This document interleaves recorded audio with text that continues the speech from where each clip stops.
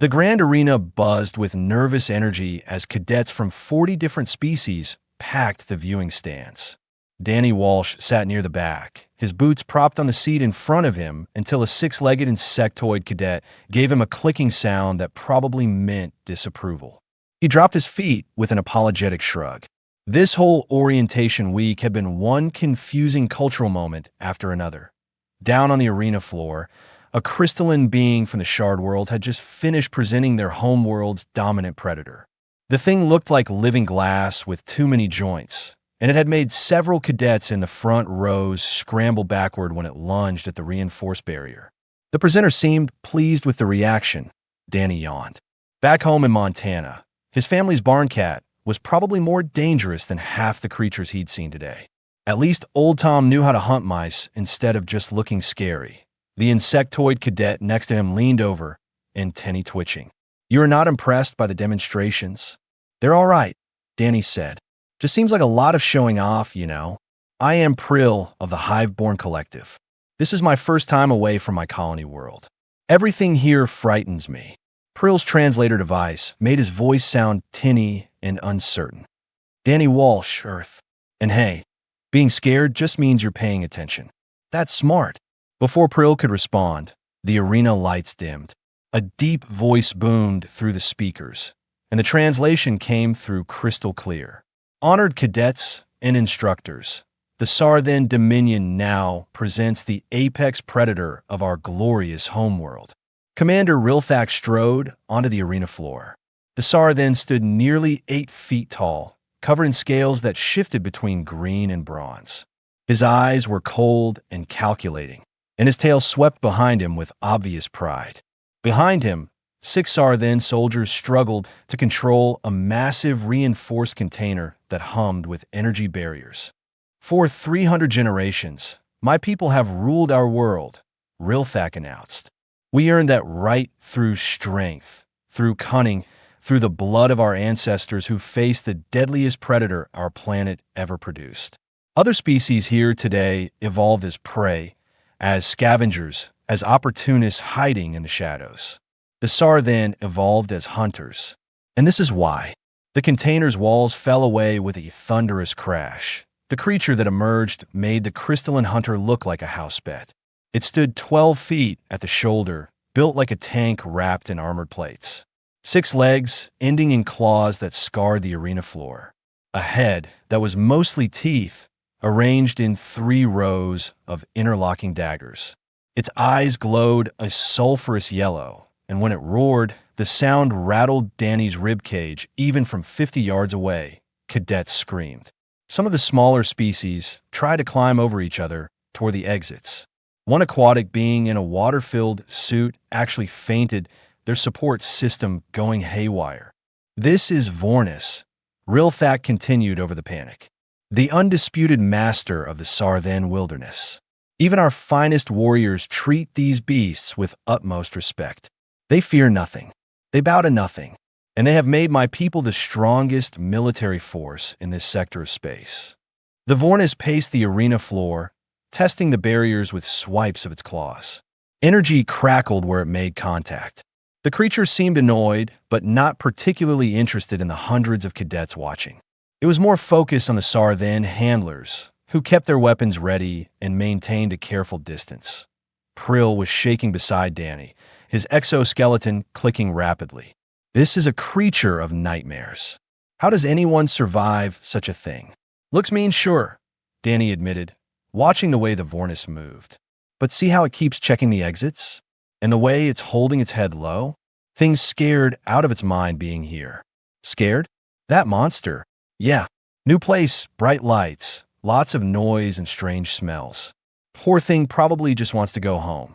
Rilthak was building to his conclusion, voice rising with pride.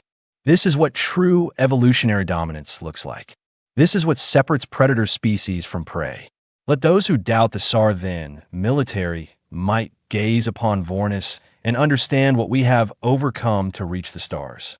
The arena fell silent except for the Vornis's growling and the whimpering of terrified cadets. Danny raised his hand. Rilthak paused mid-gesture, clearly not expecting questions. "Yes, The human in the back. Danny stood up, and Prill made a sound like air escaping from a punctured balloon. That's real impressive and all, sir. Beautiful animal, honestly, but I got a question. Speak. Is a house trained? The silence that followed was absolute. Even the Vornis stopped pacing. Rilthak's scales shifted to a darker shade. What? House trained, Danny repeated. Does it know not to make a mess indoors?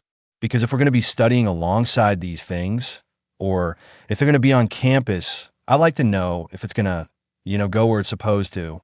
We had a dog once that wasn't properly trained, and it was a whole situation. Somewhere in the stands, someone made a choking sound.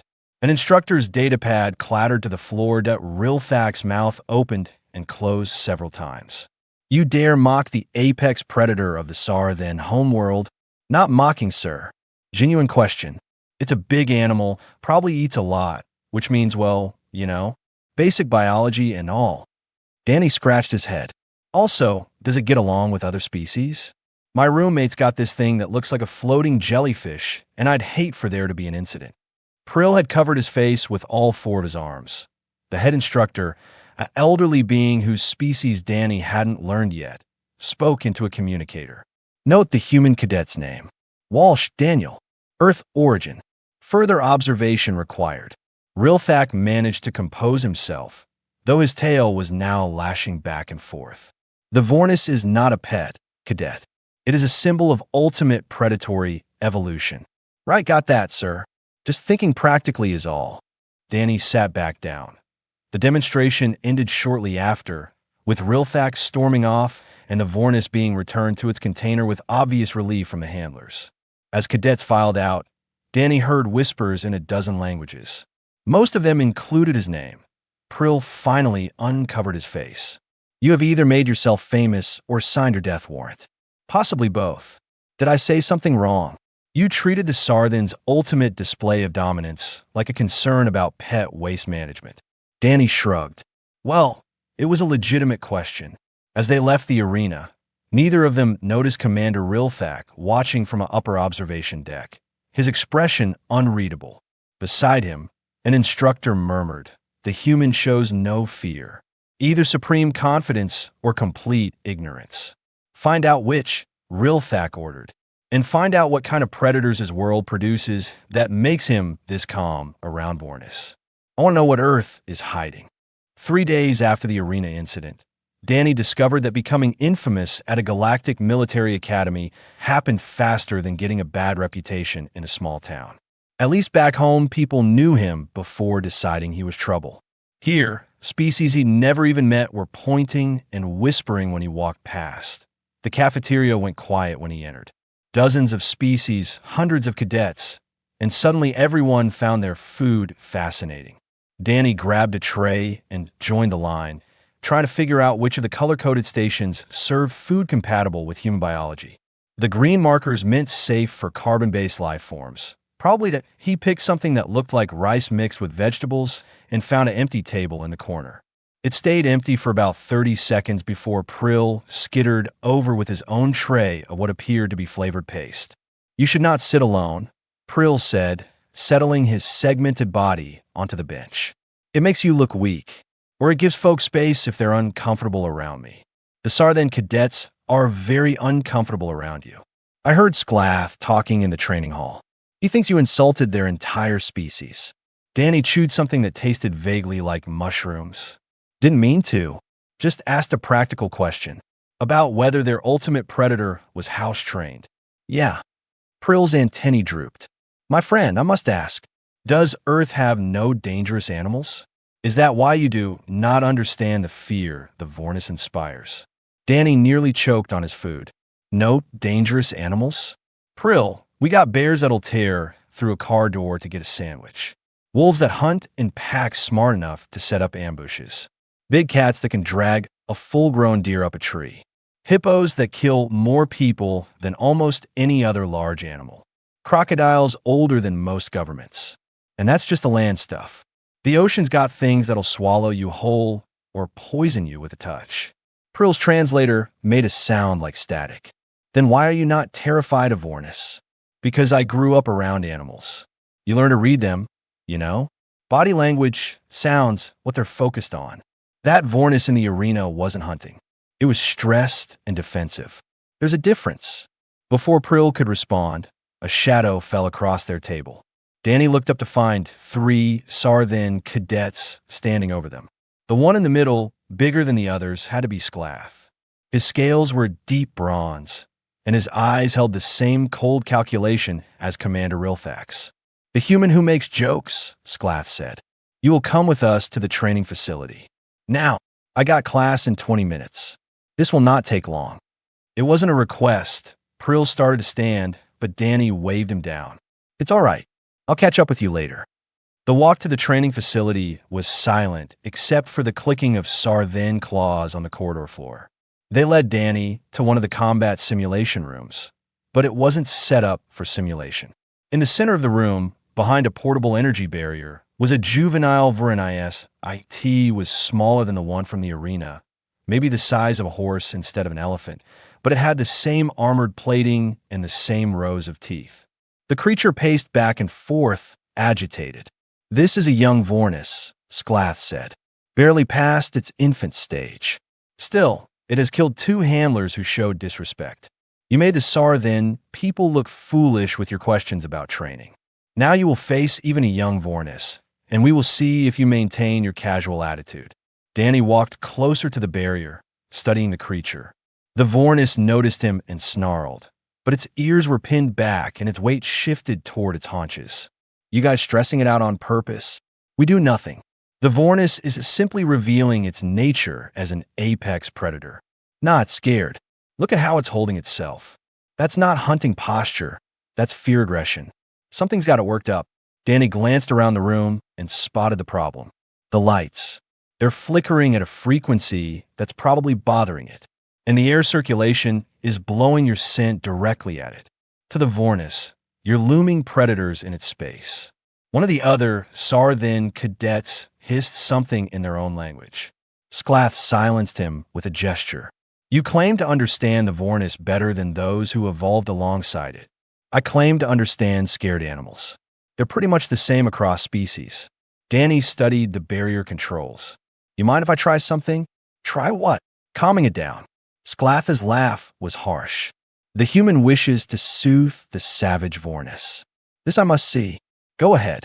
When you panic and run, we will know Earth produces only cowards who hide their fear behind words." Danny asked them to dim the lights and adjust the airflow. Sclath allowed it, confident in the upcoming humiliation. With the environmental changes made, Danny moved to stand at the barrier where the Vornis could see him clearly. He didn't make sudden movements, didn't shout or try to dominate. Instead, he angled his body slightly sideways, making himself less threatening. He kept his breathing calm and even. The Vornis watched him with those sulphurous eyes, growling low. "Easy there," Danny said quietly.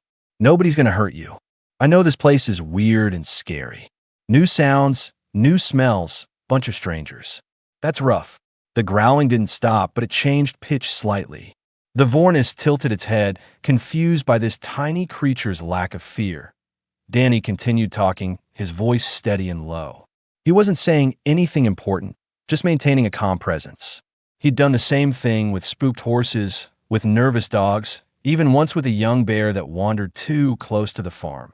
Slowly, very slowly, the Vornis's posture shifted. The ears came up slightly. The weight distributed more evenly. The creature was still wary, but the panic fear was fading. "Impossible," one of the Sarthen whispered. Danny reached into his pocket and pulled out part of his lunch he'd wrapped in a napkin, some kind of dried meat from the cafeteria. He tossed it through a small opening in the barrier, making sure it landed well away from both him and the Vornis. The creature sniffed the air, then cautiously approached the food. It ate quickly, eyes never leaving Danny. "It is accepting food from him," Sclath said, his voice hollow. "No Vornis accepts food from strangers. They take only from proven pack members or after dominating their prey, or from someone who's not acting like a threat," Danny said. He tossed another piece of meat. This time the Vornis moved a bit faster, a bit less hesitant. The door to the training room opened. An instructor Danny didn't recognize entered, took one look at the scene, and started entering commands into a datapad with urgent efficiency. Sclath and his friends were silent now, watching as the human continued his quiet interaction with a creature that had been trained into their species' mythology as the ultimate predator. The Vornis was now sitting, still alert but no longer aggressive, occasionally glancing at Danny as if expecting more food. The instructor looked up from her datapad. "Cadet Walsh, you will come with me." Immediately, as Danny followed her out, he heard Sclath mutter to his companions in their own language. Prill had been teaching Danny a few words. He caught enough to understand the gist. What is Earth hiding from us? The instructor led Danny through corridors he hadn't seen before, past security checkpoints that required retinal scans and biosignatures. They ended up in an observation room overlooking what appeared to be a command center. Through the glass, Danny could see multiple species working at stations displaying star charts and data streams. "Sit," the instructor said. She was a tall being with silver skin and too many fingers. Her name tag read Commander Urith. "We need to discuss Earth. Am I in trouble?" "That depends. How much did your homeworld tell you before sending you here?" Danny shrugged, filled out some forms, passed some tests, got on a transport. They said the Academy wanted a diverse group, and Earth was invited to send cadets. I volunteered. Urith pulled up a holographic display. Earth rotated slowly in blue and green. Your planet's initial survey classified it as moderate threat level. Standard gravity, oxygen-nitrogen atmosphere, carbon-based megafauna. Nothing that suggested your species would be remarkable in any particular way. We're pretty average, I guess. That assessment is looking increasingly inaccurate. Urith swiped through files. Images appeared. Grizzly bears, saltwater crocodiles, great white sharks, Bengal tigers, African elephants.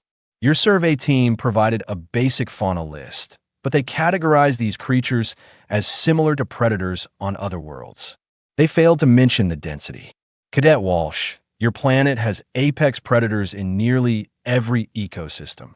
Well, yeah, we got different environments, different animals evolved to handle them. Most worlds have one, perhaps two apex species. Yours has dozens. And more concerning is this. She pulled up another file. The image showed a young girl walking a German shepherd on a leash. Explain this. That's a dog, probably somebody's pet. This creature shares 98% genetic similarity with the gray wolf, which your own files list as a pack-hunting apex predator. Yet your species keeps them in your homes. With your children. Danny smiled. Dogs are great. Loyal, smart, good companions. We've been breeding them for thousands of years. The silence that followed was heavy. Urith's skin color shifted to a pale blue. You domesticated an apex predator. Successfully. I mean, they're not really apex predators anymore. We bred them to be friendly and helpful. They guard our houses, help with work, keep us company. Some folks even use them for therapy. Urith sat down heavily. Do you understand what you were describing? Most species in the galaxy view predators as threats to be avoided or eliminated. The Sar then are unusual in their ability to coexist with Vornis, and even they maintain strict separation and control through fear and dominance. You are telling me humans took a predator and turned it into a family member through selective breeding. Also cats, horses, ferrets. We've got relationships with dolphins, elephants, even some birds of prey. It's not that weird. It is extraordinarily weird, Cadet Walsh. Urith pulled up more files. I've spent the last 3 days reviewing Earth's complete records. Do you know what I found? Your species has elimination protocols for only 2 categories of fauna. Pests that damage crops and parasites that spread disease. Everything else, even your deadliest predators, you have conservation programs for. You actively work to keep them alive. They're important for the ecosystem. Plus, they were here first. This philosophy is alien to most of the galaxy. The Highborn Collective, Prill's people, evolve as prey species. Their entire civilization is built on avoiding predators. The Sar then evolved as predators, but maintain dominance through strength and fear. Dozens of other species fall somewhere on that spectrum. Then there's Earth, where predator and prey species formed a civilization together, where you keep predators as companions, where your children are taught to respect dangerous animals rather than simply fear them. Danny wasn't sure what to say to that. It had never seemed strange before. Urith continued. Commander Rilthak is demanding a full review of Earth's threat assessment. He believes you are hiding military capabilities. He cannot comprehend that a species could face Vornis without fear unless they have faced worse. We have faced worse. Earth's had some real monsters over the years. But that doesn't mean we're some kind of warrior race. We just learned to live with danger instead of letting it control us. That attitude is precisely what concerns the Sarthen. It also fascinates several other species. Urith closed the displays. The Academy directors have decided to accelerate a planned exercise. Normally, first-year cadets undergo wilderness survival training in their 3rd month. You will be going in 2 weeks. Okay, what do I need to prepare? The exercise takes place on a moon we have designated as a biological preserve. It contains fauna from multiple homeworlds, including young Vornis. Cadets are deployed in species groups to their own sectors and must survive for 3 days. You, being the only human, will go alone. Danny thought about that. 3 days in the wilderness wasn't much different from camping trips back home. Sounds manageable. Other cadets will have advanced equipment, weapons, and shelters. What will you bring? Knife, rope, fire starter, and whatever food rations you provide. Maybe a water filter. Urith's color shifted again. No weapons. Don't really need them if I'm not planning to hunt anything big. The goal is to survive, not to fight everything I come across. And if you encounter a Vornis, then I'll do what I did in the training room. Read its behavior, give it space, avoid being threatening. Most predators don't want to fight unless they're starving or defending territory. If I'm smart about where I set up camp and don't act like prey or a rival, should be fine. Urith stood and walked to the observation window. Down in the command center, someone was arguing with a Sarthen officer. Do you know why the Sarthen are so invested in maintaining their image as the galaxy's premier warrior species? Not really, because it is all they have. Their technology is adequate but not exceptional. Their resources are limited. What they possess is a reputation built on the fear of Vornis and the perceived strength that comes from surviving alongside such creatures. You're undermining that reputation simply by existing. I'm not trying to compete with anyone. That is what makes it worse for them. You're not trying, and yet you succeed where they struggle. Sclath reported that you calmed a juvenile Vornis with nothing but patience and food. Do you know how Sarthen youths prove themselves worthy of adulthood? How? They must survive an encounter with a Vornis in the wild. 1 in 10 does not survive. 1 in 5 is permanently injured. It is the defining moment of their culture, and you treated it like calming a nervous pet. Danny felt a flicker of guilt. I didn't mean to disrespect their traditions. I know. That is the problem. Urith turned back to face him. The wilderness trial will be observed by the entire academy. Sclath has already petitioned to be deployed in a neighboring sector. He wants to witness your failure. Others want to see if Earth truly deserves its new classification. New classification. As of this morning, Earth has been upgraded from moderate threat to high threat status.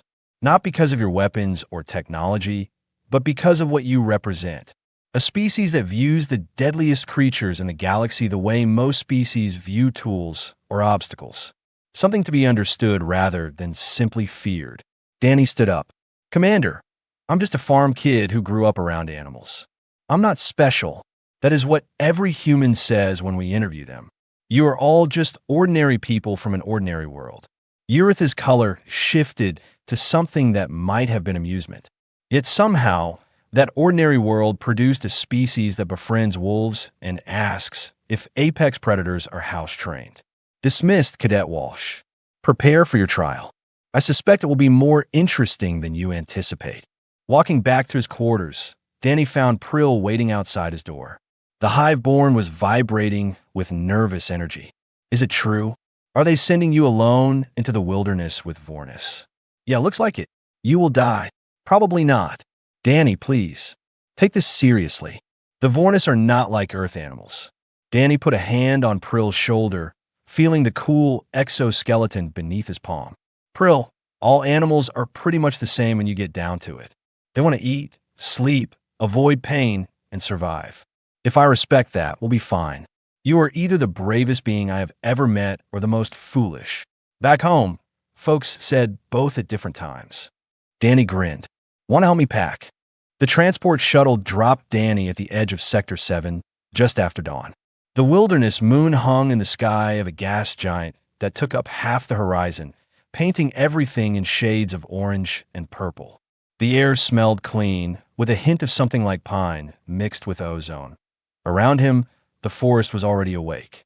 Something chirped in the canopy. Something else answered from deeper in the woods.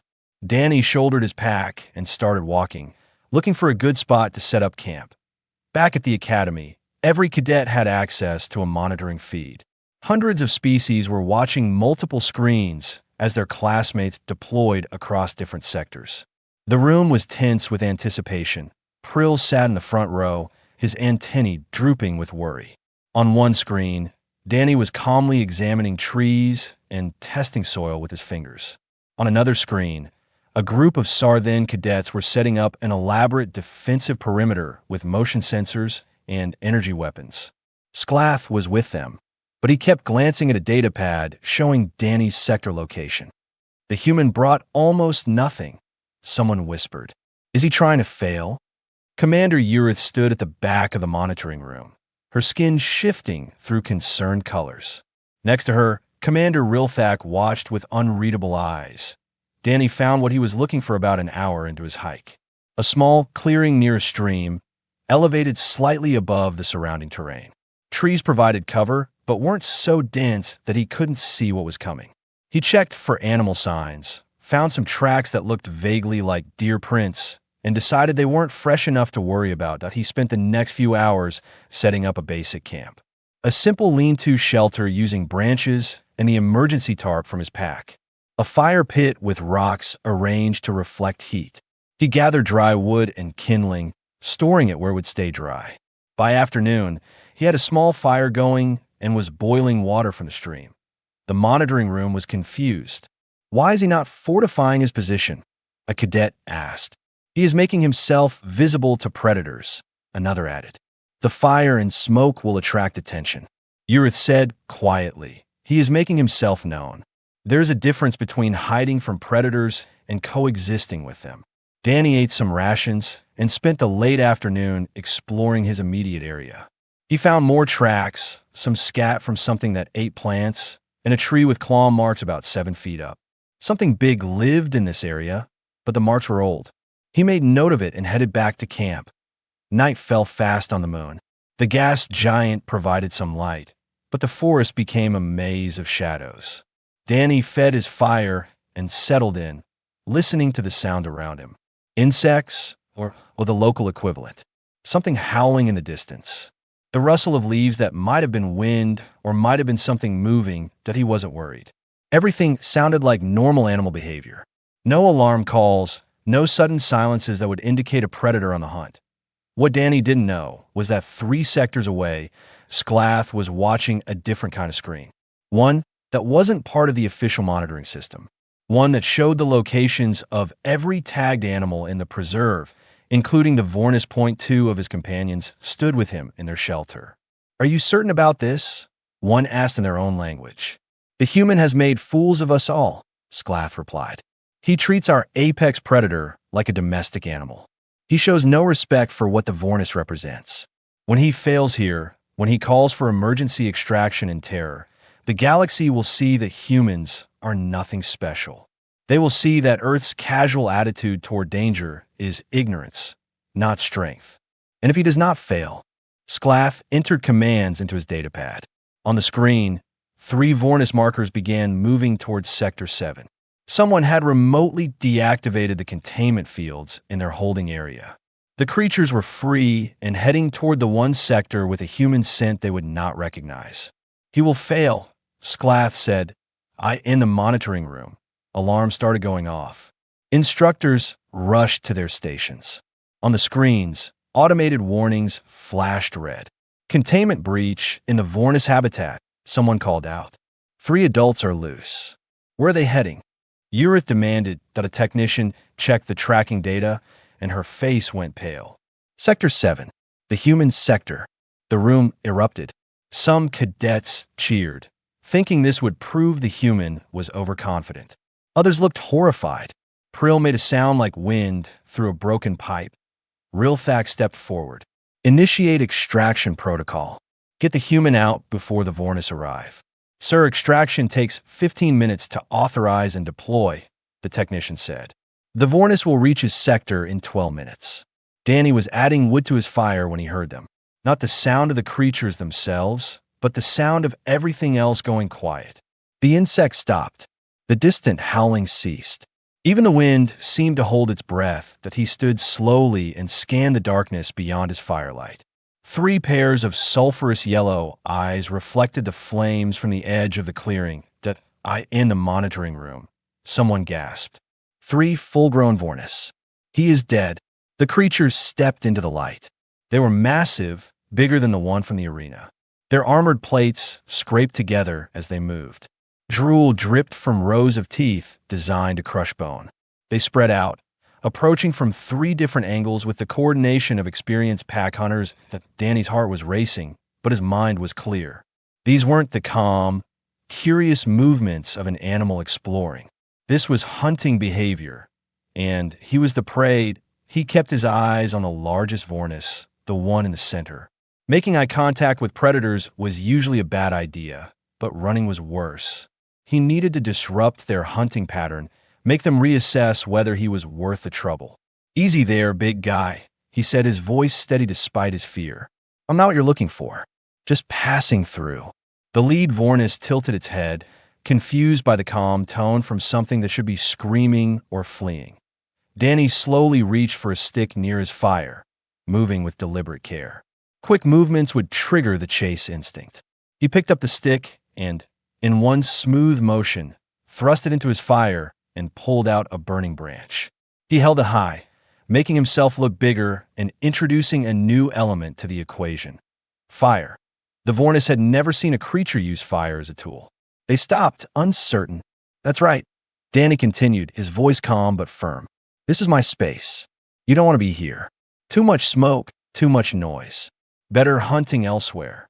He took a step forward, still holding the torch high. The Vornis on the left growled low, a sound that vibrated through the ground. But it also took a step back. Danny took another step forward, then another. He was walking toward 3 apex predators with nothing but a burning stick and a voice that refused to shake with the fear he absolutely felt in the monitoring room. Nobody breathed. The lead Vornis made a decision. It huffed, a sound that might have been frustration or might have been respect for prey that refused to act like prey. It turned and moved back into the darkness. The other 2 followed after a moment's hesitation. Danny stood there, torch still raised, until the yellow eyes disappeared completely. Then he slowly backed up to his fire and sat down heavily, his legs suddenly shaky. Okay, he said to the empty forest. That was intense. The monitoring room exploded into chaos. Cadets were shouting in a dozen languages. Some thought they'd witnessed a miracle. Others were convinced they'd seen proof that humans were insane. Urith turned to Rilthak. Your people have lived with Vornis for generations. Have you ever seen one back down from prey without a fight? Rilthak's expression was stone. Never. They do not retreat. They do not reconsider. They hunt until they succeed or die trying. He paused. That human should not be alive. Yet he is. Yes, yet he is.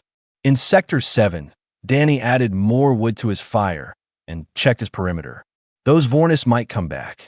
They might bring friends. But for now, he'd survived the first night that he pulled out his communicator and recorded a short message. Day 1 log. Encountered some local wildlife. Managed to avoid conflict. Camp is secure. We'll continue monitoring situation. He sent it to the monitoring station, not knowing the chaos it would cause when they heard his casual tone describing a confrontation that should have killed him. Across the preserve, Sklath stared at his datapad in disbelief. The plan had failed. Worse than failed. The human had done the impossible. And somewhere deep in the forest, 3 Vornis were learning that not all prey species were the same. Some prey, inexplicably, impossibly, refused to be prey at all. Danny looked at his friends. one from a proud predator species and one from a fearful prey species, both transformed by exposure to Earth's different perspective. You know what's funny? Back home, I was just average. Nothing special about growing up around animals. Half the people I knew could do what I do. That is what terrifies and excites the Council, Sclath said. If you are average for Earth, what does that say about your species' potential? A notification chimed on Danny's datapad. A message from Earth. He opened it and smiled. A video showed his family's farm. His younger sister was training the new puppy using the same patient techniques that had worked for generations. Simple, practical, effective. Want to see something?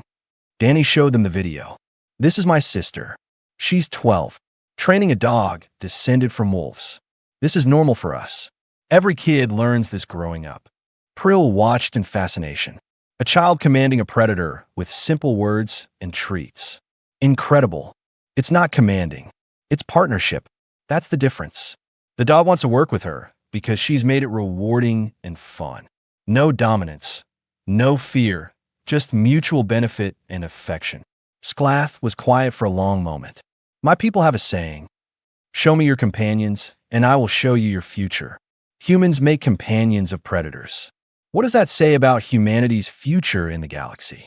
Maybe it means we help others make companions instead of enemies, Danny suggested. There's enough actual threats out there without treating every dangerous creature as an enemy. Some of them might just need understanding.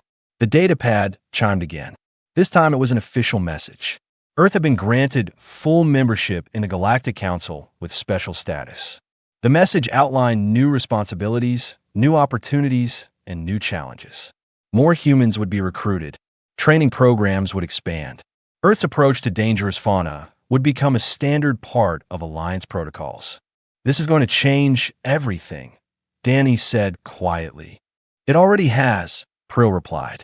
The question is how we guide that change. They sat together in comfortable silence, an unusual trio united by the simple truth that understanding beats fear, patience beats force, and sometimes the scariest question you can ask is whether the monster is house-trained. Outside, the academy continued its evening routines. But now, in the Sarthen Cultural Center, young cadets worked with Vornis in partnership instead of dominance. In the high-board dormitories, prey species studied predator behavior with curiosity instead of terror. In classrooms across the campus, instructors from dozens of worlds learned that Earth's greatest weapon wasn't technology or strength. It was empathy backed by courage, and the unshakable belief that every creature, no matter how dangerous, was just trying to survive in the way it knew how. Understanding that, respecting that, and working with that instead of against it had been humanity's secret to surviving on a death world. Now it would be their gift to the galaxy. Danny looked at the message one more time, then at his friends. So, who wants to help me write a training manual? Something simple. Introduction to interspecies communication for beings who think apex predators can't be reasoned with. Sclath laughed, a sound that would have been impossible months ago. That title needs work. Probably, Danny agreed. But we've got time. And honestly, if we can teach the galaxy that house training is a valid question to ask about any creature, we'll have done something worthwhile. Prill raised what might have been the equivalent of a glass. To Danny Walsh, the human who asked the question nobody else thought to ask. To new perspectives, Sclath added. To not getting eaten by things that could definitely eat us, Danny finished with a grin. They laughed together, and somewhere in the preserve, 3 Vornis rested peacefully, their injured pack member fully healed. They had learned that not all small creatures were prey. Some, impossibly, were friends, and the galaxy would never be quite the same. Sir, I'm just one person. Not all humans are like me. We shall see. More of your people arrive next month. I suspect we will find that what you consider ordinary, the rest of the galaxy considers extraordinary. Prill rushed forward and wrapped his forelimbs around Danny in what might have been a hug. You were supposed to die, and instead you made friends with the monsters. This is very confusing, but I'm glad you are alive. Danny laughed. Thanks, Prill. Come on, I need about 12 hours of sleep, and then you can help me figure out how to explain all this in a report. As they walked toward the dorms, Danny didn't see the way other cadets looked at him now. Not with fear or contempt, but with curiosity and cautious respect. The human who asked if the apex predator was house-trained had proven that maybe, just maybe, it could be 0.4 months past and the academy transformed in ways nobody had predicted. Danny's actions on the wilderness moon had rippled through the entire institution like a stone dropped in still water. The Sarthen Cultural Center, once dedicated solely to combat training and dominance displays, now housed a new wing. Danny stood at the entrance, reading the sign that had been translated into 14 languages. Interspecies Communication and Behavioral Studies Center. Inside, young Sarthen cadets worked with Vornis under controlled conditions, learning techniques that their ancestors would have considered heresy. Patient observation, positive reinforcement, reading body language instead of forcing submission through strength.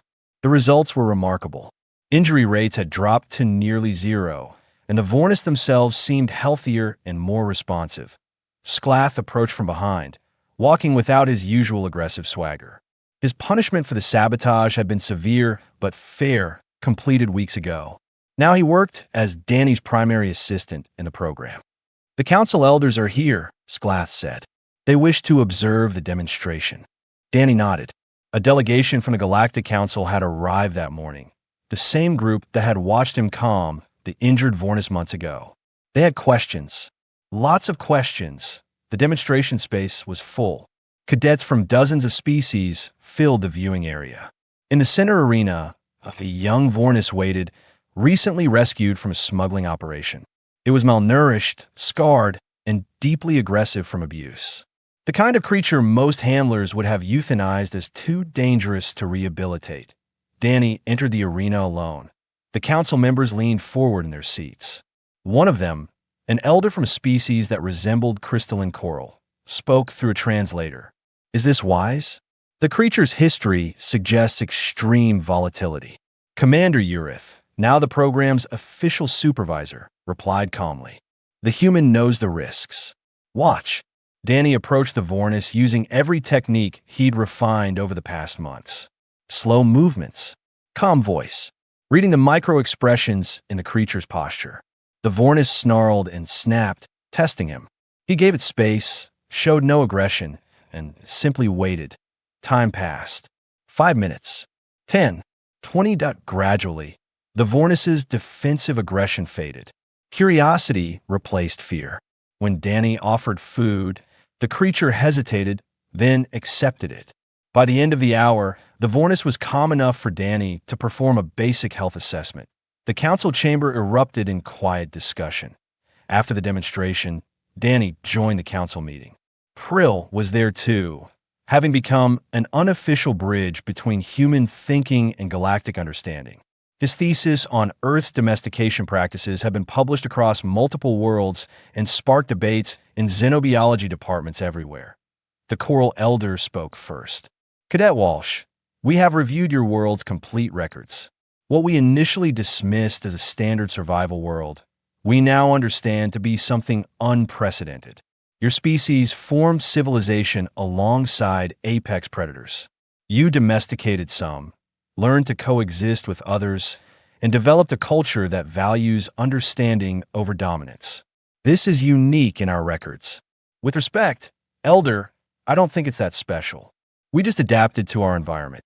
That is precisely what makes it remarkable," another council member added. "Most species adapt by eliminating threats or fleeing them. Earth adapted by forming relationships with threats. The implications are staggering." Commander Rilthax stood. In the months since the wilderness trial, his perspective had shifted dramatically. "I spent my entire life believing the Sarthen way was the only way. Strength through dominance. Survival through force. Watching the humans work with Vornis, seeing results that surpass anything my people achieved in millennia, I have learned humility." He turned to Danny. "Your people are being offered a unique position in the Alliance. Not as soldiers, though you would excel. Not as scientists, though your understanding of biology is profound. Earth will serve as the Alliance's specialists in what we are calling diplomatic xenobiology. When we encounter new species, especially predatory or dangerous ones. Humans will be our first contact specialists. That's a lot of responsibility, Danny said. It is, but you have proven capable. More humans arrive next week. We have requests from 17 member worlds for human consultants to help with their own dangerous fauna. Worlds that have struggled with predator problems for generations suddenly have hope for better solutions. A new voice entered the discussion. One of the newly arrived human instructors, an older woman named Rachel Park, who had spent decades working with large carnivores on Earth. If I may speak, Danny represents one aspect of human-animal handling. But Earth has many different approaches based on different cultures and ecosystems. Marine specialists, desert trackers, jungle guides, Arctic survivors. We all bring different perspectives. This diversity is welcome, the Coral Elder said. In fact, it is essential. The Alliance faces many challenges beyond military conflicts. We have quarantined worlds with dangerous megafauna that prevent colonization. We have species on the verge of extinction that we cannot safely study. We have first contact situations that end in violence because we do not understand the species we encounter. Earth offers solutions we never considered. Prill raised a forelimb.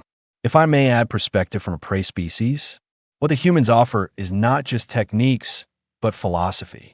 They taught me that fear and respect can coexist with understanding, that the scariest creature can become a teacher if approached correctly. This has applications beyond animal handling. It has changed how I view all forms of conflict and communication. The meeting continued for hours, discussing implementation, training programs, and cultural exchange.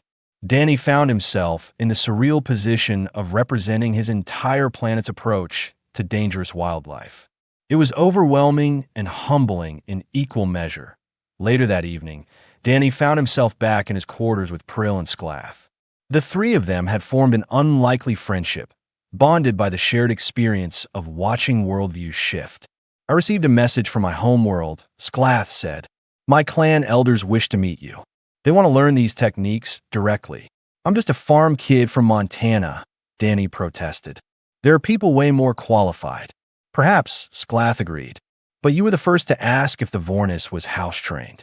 That question, asked in innocence or wisdom, I'm still not certain which, changed everything. It forced us to reconsider assumptions we had held for thousands of years. Prill added, my people are requesting human advisors as well. We wish to overcome our species' deep-rooted prey instincts. If humans can befriend wolves and work alongside bears, perhaps we can learn to be braver in our own way. Danny woke to the sound of movement outside his shelter. The gas giant was just starting to lighten the sky with pre-dawn colors. He lay still, listening. Heavy footsteps, multiple sets, the scrape of armored plates against bark. The Vornis were back. He carefully sat up and looked out through the gap in his lean-to. All three of them were there, about 20 yards from his camp. But they weren't stalking. They were just there, watching his fire pit where embers still glowed from the night before point one of them, the smallest of the three, was limping. Danny watched for several minutes. The injured Vornis kept trying to put weight on its front left leg and flinching. Something was wrong with its foot. The other two stayed close to it, occasionally making low sounds that might have been communication. In the monitoring room. The morning shift had arrived to find the night shift still there, refusing to leave their screens. Prill hadn't slept at all. When a Vornis appeared on Danny's feed, someone started to call for extraction again. Wait, Urith said. Look at the human. He is not alarmed. Danny slowly emerged from his shelter, moving with the same deliberate care as the night before. The Vornis tensed, but didn't retreat. He built up his fire, added some wood, and put water on a boil like it was just another morning. The creatures watched him with what might have been curiosity. You guys hungry? Danny asked conversationally. He pulled out some of his rations, the dried meat strips that were protein-rich and shelf-stable. He tossed one toward the injured Vornis, making sure it landed well short of the creature. The Vornis sniffed it, then ate it quickly.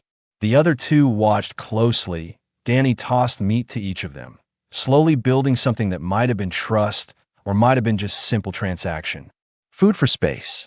Over the next hour, The Vornis gradually moved closer to his camp, settling down at what Danny recognized as the edge of a comfortable distance for all parties. The injured one was still limping. "Mind if I take a look at that foot?" Danny asked, knowing they couldn't understand his words, but hoping his tone would translate.